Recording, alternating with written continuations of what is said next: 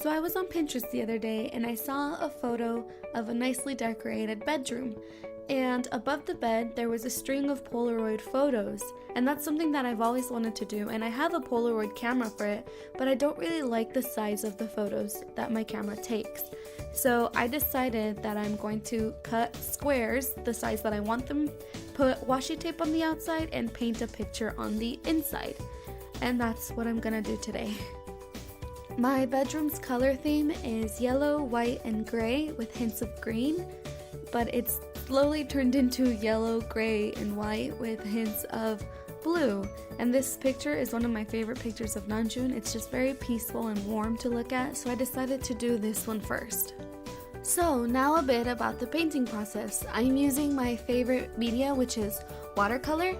And when I paint with watercolor, depending on the size of the picture, I always start with the skin, because it's just easier to paint skin and then the hair on top rather than paint the hair and try to paint the skin in between the hair. You'll create a mess of color. Trust me, I've been there and learned the hard way. Now that doesn't mean that this is the only way to do it. I'm sure there are many other ways. This is just what is easiest for me to work with. When I paint skin, I like to start with the shadows. So here that would be around the eye area, the bridge of the nose, and the forehead where the hair falls over. And I like to work in layers, so I'll start with the very, very light skin tone and slowly start to build it up. For highlighted areas, I just avoid them until the final wash of color.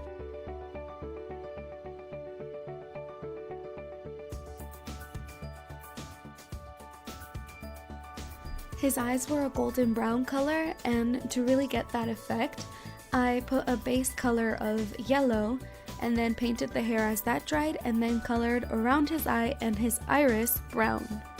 I always struggle to paint blonde hair for some reason, but here I added my lightest shade of yellow as a base tone, and then once that dried a little, I went back with a bit of a brighter yellow underneath. And then I got kind of shades of brown and orange to add little flicky motions, if that's a thing, and kind of made strands of hair. I'm sorry if I'm not making sense. I'm not very good at explaining myself. I'm trying my best. I kind of transition between colors.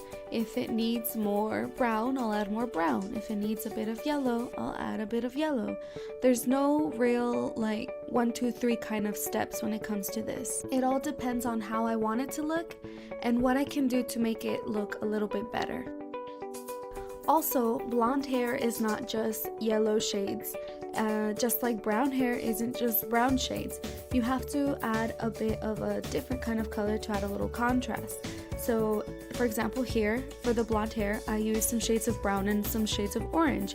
If I were to paint black hair, I sometimes use a bit of blue in it. It really depends on the colors you use. Also, I'm not an expert in this. These are just things that I've learned from either watching other artists or experimentation. And of course, my camera dies, and I was too focused to notice. So I didn't record the rest of it, I'm sorry. Anyways, here's the finished look. I hope you guys enjoyed this, and I hope to see you in my next video. I plan to make more of these little Polaroid type of things. Bye!